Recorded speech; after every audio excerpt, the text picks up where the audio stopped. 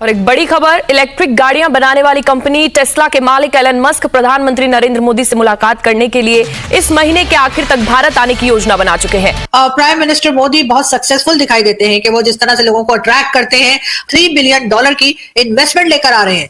अच्छा, मुल्क का हर शहरी, आप, मैं, डॉक्टर फिजा खान, सब हर गुजरते दिन के साथ मजीद से मजीद तर मकरूज होते चले जा रहे हैं, क्योंकि हमारे पास देने को कुछ भी नहीं है। बुनियादी तौर पर हम इतने साल में किसी एक मुल्क से कर्ज लेकर दूसरे मुल्क को लौटा रहे हैं, या किसी एक इदारे जैसे कि वर्ल्ड बैंक से कर्ज लेकर एशियाई तरक्याती बैंक को दे रहे हैं। चीन को पड़ी पेट पे लात और चीन में आ गई हड़कंप। The Chinese government mouthpiece, Global Times, coming out with a story suggesting that Elon Musk is perhaps making a mistake. कि एलोन मस्क को इतनी जल्दी है इंडिया में अपनी कार्स लाने की कि उन्होंने जो जर्मनी है वहां से ही इंडियंस के लिए जो है वो कार्स बनाई है वहां पर, और फिर वो जो है वो इंडिया पहुंचेंगी या पहुंच रही हैं। कभी भी इंडिया के साथ बजटरी कंपेयर नहीं करना चाहिए। इसमें बजट की तरह आ गया। बजट है ना, उनकी बहुत बड़ी मार्केट है। अगर कोई बेचने जाए तो भी बड़ी मार्केट है, अगर वो खरीदने के लिए खुद जाए तो फिर भी बड़ी मार्केट है उनको। गुजरते दिन के साथ हालात मनफी से मनफी तर होते चले जा रहे हैं। क्या हालात पहले से भी ज्यादा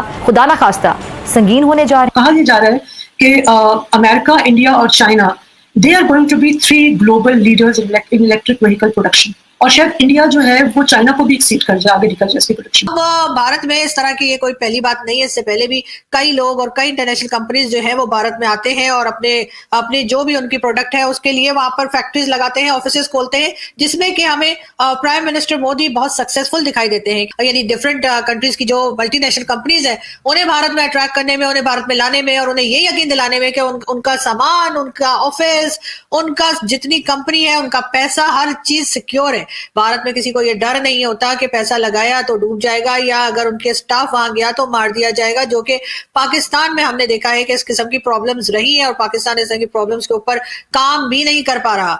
हम तो ये देख रहे हैं कि जो पाकिस्तानी हैं, जो पाकिस्तान के ही लोग हैं, वो भी अपना पैसा कहीं ना कहीं किसी और कंट्री में जाके लगा देते हैं, लेकिन पाकिस्तान में नहीं लगाते, और ये यकीनन एक बड़े अफसोस की बात है, लेकिन पाकिस्तान में यही माहौल है। दूसरी तरफ हम देखते हैं कि भारत में एक के बाद एक बड़ी बड़ी कंपनीज जो है, उनके सीईओ जो है वो तो जी शादियों तक में चले जाते हैं। आपने देखा ही ना, अभी मुकेश अंबानी के बेटे की शादी थी, बल्कि शादी से पहले मेरे ख्याल है जो प्री वेडिंग फंक्शन थे उसमें कौन कौन आया था, और कितने बड़ी कंपनीज आप लोगों ने देखी कि उनके सीईओ वहां पर मौजूद थे। तो जाहिर है कि उन्होंने इन्वेस्टमेंट भी करने में वो लोग जो है डरते नहीं है। उनका ख्याल यही है कि उनकी कंपनीज हो चाहे उनकी जान हो, वो भारत में सिक्योर है, भारत में उन्हें कोई खतरा नहीं है। इसी वजह से वो भारत में आते हैं, इन्वेस्टमेंट भी करते हैं और भारत में विजिट भी करते हैं। पाकिस्तान में ना तो इन्वेस्टमेंट आ रही है और ना ही इस तरह के लोग विजिट कर रहे हैं। तो एलोन जिस चीज पर हाथ रख देता है, जिस चीज पर उंगली रख देता है, उसका भाव बढ़ जाता है, और जिस चीज पर वो जिसके ऊपर ट्वीट कर देता है उसका भाव गिरा देता है।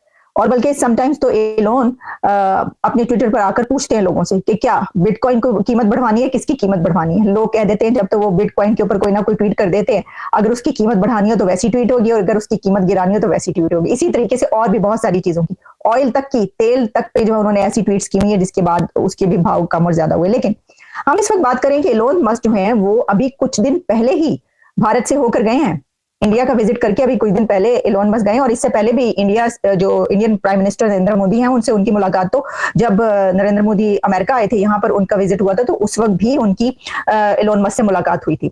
अब ये जो मीटिंग है ये बहुत इंपॉर्टेंट इसलिए है क्योंकि एलोन मस्क एक बिग अनाउंसमेंट करेंगे इंडिया के अंदर, जिसमें वो बताएंगे कि वो कितने बिलियंस डॉलर्स की इन्वेस्टमेंट इंडिया में करने लगे। तो अब ये जो है ईवी प्लान, इसको अनवील वो करेंगे, इसको रिवील करेंगे। ईवी प्लान उनका क्या है, कितने बिलियंस ऑफ डॉलर्स वो इन्वेस्ट कर रहे हैं इंडिया के अंदर। और वैसे तो खैर इससे पहले हमने बताया वो $3 बिलियन का वो उनका जो फैक्ट्री है, प्लांट है, वो उन्होंने लगाना है। उसके लिए उन्होंने जगह भी ढूंढ ली है और वहां पर वो उसका प्लांट लगाएंगे। अब देखिए दुनिया भर के जो बिजनेसेस हैं वो इंडिया में जा रहे हैं और वहां पर अपने प्लांट लगा रहे हैं, अपनी फैक्ट्रीज लगा रहे हैं, दुनिया भर के बिजनेस है जी। और सिर्फ यही नहीं कि एलोन की फैक्ट्री वहां पर लगेगी या जो टेस्ला है उसका प्लांट वहां पर लगेगा, नहीं, बल्कि इसके साथ उन्होंने वहां पर इसकी टेक्नोलॉजी भी ट्रांसफर करनी है, क्योंकि जो भी कंट्री वहां पर जाता है इंडिया में अपना काम लेकर, तो उसके लिए जो है वो किया जाता है कि टेक्नोलॉजी दो, तो फिर ठीक है, तो फिर वो टेक्नोलॉजी भी ट्रांसफर करते हैं। तो कोई कह रहा है जालिमो मोदी आ रहा है तो देख ले, इसको हम जानते हैं वो दुनिया के अमीर तरीन जो अफराद हैं उनमें उनका शुमार होता है, बल्कि 2021 के आदाद-ओ-शुमार के मुताबिक तो वो दुनिया के सबसे अमीर तरीन आदमी थे। एलन मस्क की बहुत सारी कंपनीज हैं जिसके हवाले से वो मशहूर भी हैं। उन्होंने हालिया ही अभी जिसको पहले ट्विटर कहा जाता था और आजकल एक्स कहा जाता है, उसको खरीदा। फिर उनके वो स्पेस एक्स के मालिक हैं और इलेक्ट्रिक व्हीकल बनाने वाली जो one of the pioneers companies जिनको कहा जाता है टेस्ला, उसके भी वो ओनर हैं। तो जब नरेंद्र मोदी की न्यूयॉर्क में एलन मस्क से मुलाकात हुई तो नरेंद्र मोदी ने उनको कहा कि आप भारत में आएं और अपना टेस्ला का जो प्रोजेक्ट है वहाँ स्टार्ट करें।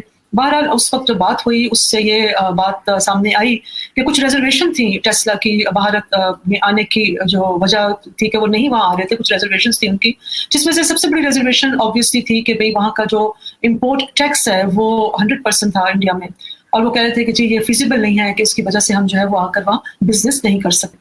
अब सवाल ये पैदा होता है कि इम्पोर्ट टैक्स जिसके ऊपर ज़ाहिर रिजर्वेशन थी एलन मस्क की, वो उसका क्या उसको कैसे सॉल्व किया गया। तो जाहिर है इंडिया जैसा मुल्क, यानी कोई भी ऐसा मुल्क जो चाहेगा कि इंटरनेशनल जो है वो इन्वेस्टमेंट आए, फॉरेन इन्वेस्टमेंट आए, तो वो फिर गुंजाइश निकालते हैं। जब इलेक्ट्रिक व्हीकल को, जाहिर सी बात है, जब उस पर एक रिजर्वेशन आई कि भाई टैक्स, इम्पोर्ट टैक्स जो है वो कम किया जाना चाहिए, तो बहुत ड्रास्टिक स्टेप लिए इंडियन गवर्नमेंट ने, और जो पॉलिसी बनाई उस पॉलिसी को चलते हुए फैसला ये किया कि कोई भी कंपनी, इलेक्ट्रिक व्हीकल बनाने वाली कोई भी कंपनी, अगर वो इंडिया में $500 मिलियन तक की इन्वेस्टमेंट करती है और 3 साल के अंदर अंदर प्रोडक्शन यूनिट को इंस्टॉल कर देती है, तो उस कंपनी को जो 100% जो टैक्स है उसको कम करके 15% पे लेकर आया जाएगा। यानी कि अब बाजार तो लगेगा पता नहीं बड़ा घाटे का सौदा है, 100 से 15%, 75% की कमी नहीं। It's a very intelligent move. यानी कि देखिए किसी भी इकोनॉमी का मल्टीपल इफेक्ट होता है। अब इसमें खाली अब जब गाड़ी बनेगी, जाहिर है उसके स्पेयर पार्ट्स भी बनेंगे, और ये तमाम की तमाम जो पॉलिसी है, जो डिसीजन है वो ये है कि ये मेड इन इंडिया गाड़ी होगी। जो प्रोडक्ट है, जो टेस्ला की फैक्ट्री है, ये तो 3 साल, 2 साल, 2.5 साल में लगेगी।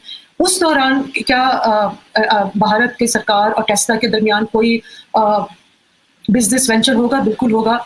इस इंटरवीनिंग पीरियड में जर्मनी में जो यूनिट है टेस्ला का, वहाँ ऑलरेडी इंडिया के लिए जो राइट हैंड गाड़ियाँ, क्योंकि वहाँ राइट हैंड साइड पे की जो है वो राइट हैंड ड्राइविंग होती है, तो वो गाड़ियाँ ऑलरेडी वहाँ मैन्युफैक्चर होना शुरू हो गई हैं, और वो अब इंडिया जो है वो इम्पोर्ट करेगा इन द मीन टाइम।